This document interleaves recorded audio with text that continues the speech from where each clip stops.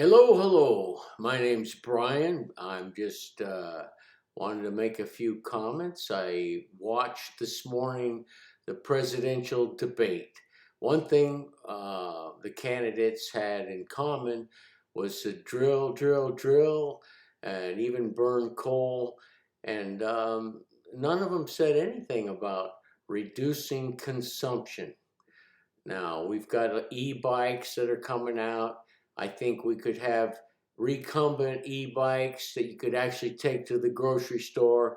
I think reduction should be a part of it. Ultralight cars, semi-light cars, even vehicles that are kind of like a train on the roadway that push no more wind than a pickup, but are 100 feet long, and then they can drop off the individual loads. Nobody's getting creative. When the Clean Air and Water Act came out, everybody says, "Oh, it's cutting the power of the cars," but we had to cut carbon monoxide and turn it to carbon dioxide because the monoxide is 500 times more deadly. So basically, we put a rule out, and the next thing you know, over a few years, we cut the carbon monoxide. And it was cleaner. If we had the same crap today, people would be dying in LA. And then, of course, Japan was the first one to cut lead out of fuel. Because I remember they were breathing oxygen masks, the police and different people in town, in the big cities in Japan. So cutting is part of it. And I think it's not that impossible. It's absurd to drop the kids off in a jacked up four-wheel drive that gets 7 miles a gallon and blows out soot. Even the diesels could be made cleaner by adding a little natural gas or oxygen, whatever it takes. And it can be done analog-wise. It doesn't have to be complex, binary microchips and things. In fact, our electrical grid, people are so accustomed, they're not even throwing the switches anymore. They're so dependent on software and hardware. You get a flashbang, and then or something that affects the grid, and it shuts down because everybody's sitting there in the control room, doesn't even have the option or know how to throw the right switches to make things continue to work. So we got to keep the basics. And sure, I don't mind making more chips here, but let's get on with this. So we need to not only cut back, we have methane hydrate in the Beaufort Sea. The last time the methane hydrate melted millions of years ago, it caused global warming. Yet we don't have the wherewithal to start, extracting the methane hydrate so it can be used as a cleaner form of energy, which is natural gas. Methane hydrate is natural gas in a cage, a molecular cage of ice. So between 1 and 300 feet in the Beaufort Sea, there's plenty of energy to be had that's cleaner. It just takes wherewithal and Yankee ingenuity. So we could get cleaner energy and also slow down the possibility of global warming. You've probably seen on TV these kids in the middle of the night, they drill a hole in an ice lake and light it up, and it throws a big bunch of gas on fire. Well, that's what we need to use. It's leaking up constantly, and as global warming happens, it's going to accelerate. So why aren't we using a cleaner form of fossil fuel that's going to melt anyway? So it takes a little bit of ingenuity, and I don't see that. Although I kind of like Ramaswamy. He says, he said Nikki Haley was kind of like, our boy Dick Cheney with high heels, just jumping into war after war after war. Ever since the Korean War, has any war gotten anybody anywhere?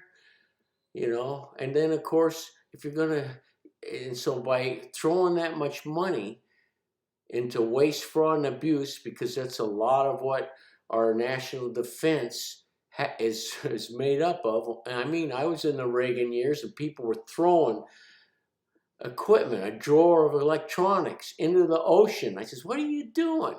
And then it says, oh, if we don't throw this equipment away, we won't get the money for next year. So there's waste, fraud, and abuse. And then the Pentagon saying, oh, we need to combine all these companies. Now the very thing that Teddy Roosevelt said, hey, we need to have competition. Oh, we'll streamline the companies. And now it costs 2 to 3 to even 5 times as much because they are combined. There's no less competition. So, besides, look at World War II. A little diesel boat, the Archerfish, 1/50th of the volume of the Shinano, sank the Shinano. So we're talking pennies to the dollar. So we're talking about a little diesel boat that sank a big aircraft carrier. So smart, making things smart, having competition is just fine. And besides, when you look at what Ho Chi Minh said, he said, well, I'm the tiger that jumps out of the bushes and lands on the elephant, claws him, and jumps back in the bushes repeatedly until the elephant either dies or decides he's going to go somewhere else. Well, we quit the war and the tiger overtook the bigger, more powerful elephant. So to throw money away, and especially in a world where we can destroy ourselves, we need to have camaraderie. We need to have people come together. And the interesting thing, because they brought up, all of them said to support Israel, although Ramaswamy said we'll support them politically, but not just have a blank check. Blank checks going out, and we got so many problems in our own country.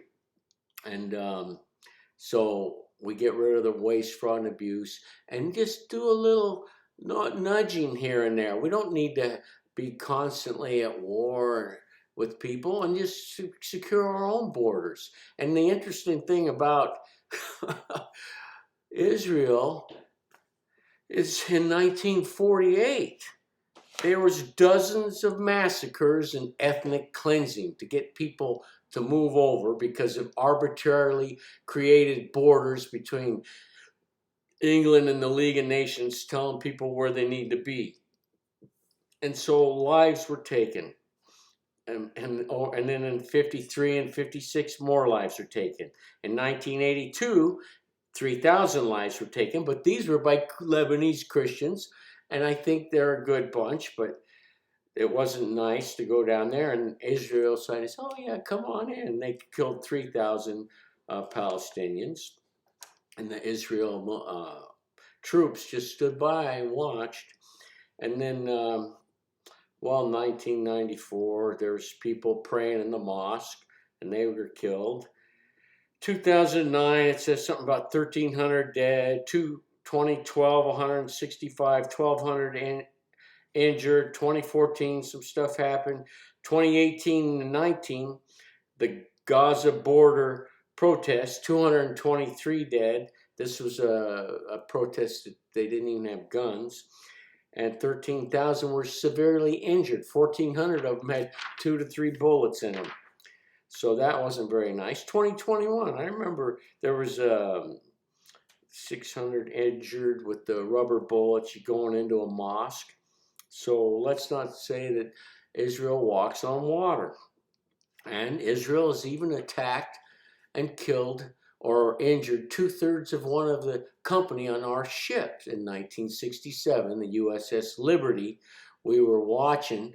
Johnson said, even though I don't care for Johnson as a president, because he was, for votes, he was giving handouts instead of hands up, Anyway, instead of bringing society up with education, it was more of a handout, so you're dependent on them to vote, to continue voting. But anyway, he said, hey, Israel, hold off, don't do anything until we say.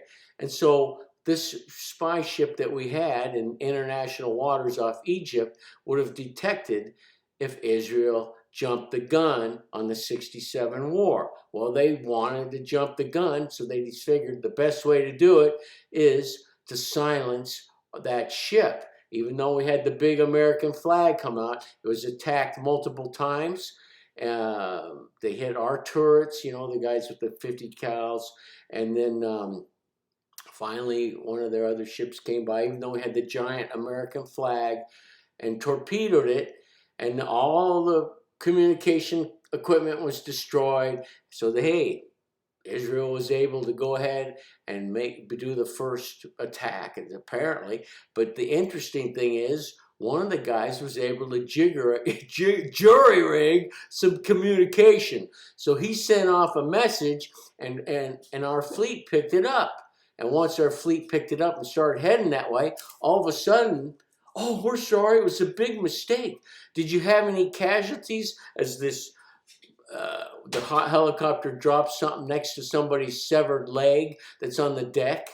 And of course, that's the most absurd question to ask. Did you have any casualties? And all of a sudden it's a mistake, when there'd been multiple times that everybody on board's waving to different people. Oh, there comes swinging by, give them the pass and everything. Oh my goodness. But they were able to get the jump, get rid of that. And then, because they were in a power position to make sure Johnson, if he wanted to be elected again, could make him look good. There was just too much. There's an entrenchment of control. And I'm not saying that the control is all bad, but, to hit one of our ships in 1967, and then all of a sudden it's a mistake. Well, they did come by eventually, within a week or so, and gave us a gift of 2 missiles launchers that the Russians were using to help Vietnam. So all of us are guilty. But anyway, so we used that information in order to come up with countermeasures. So the insanity continues for 6,000, 10,000, maybe 60,000 years. If you think the Neanderthal were the innocent Abel, and humankind was Cain, and says, oh, these guys can jump further, they're stronger, they're agile, and we better kill them in their sleep. So I'm hoping that's not the case. But human nature is not really good. And those people were good people. They put flowers around the graves, and they took care of their injured for, even decades. People with injured, and they were the type of people to take down a woolly rhino with spears.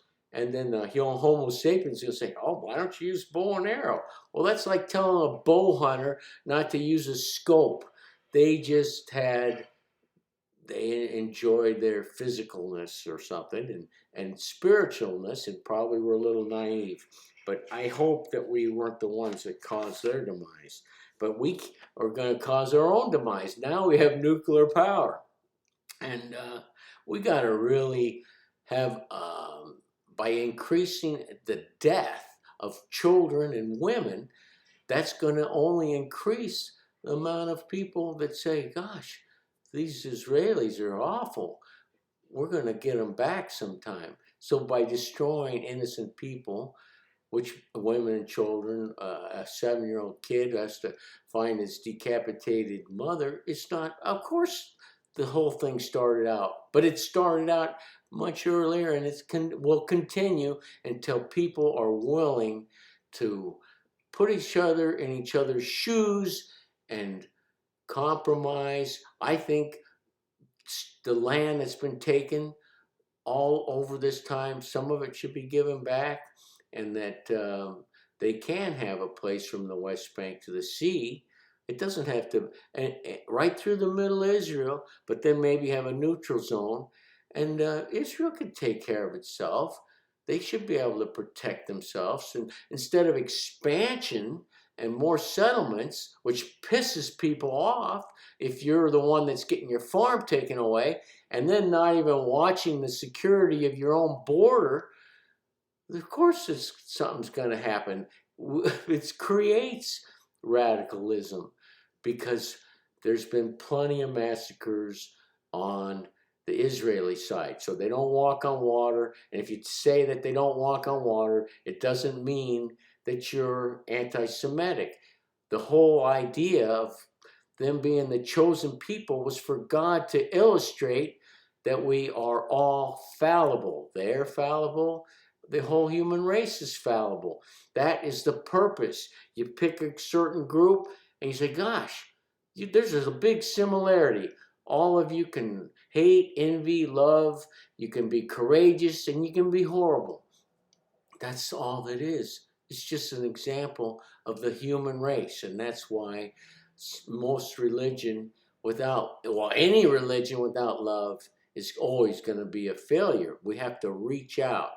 And by going out and killing more, that's just going to cause the same pattern forever. So the courageous people, as far as having some love and trying to negotiate in a real sense of actually saying, hey, we took all this land, but you know what?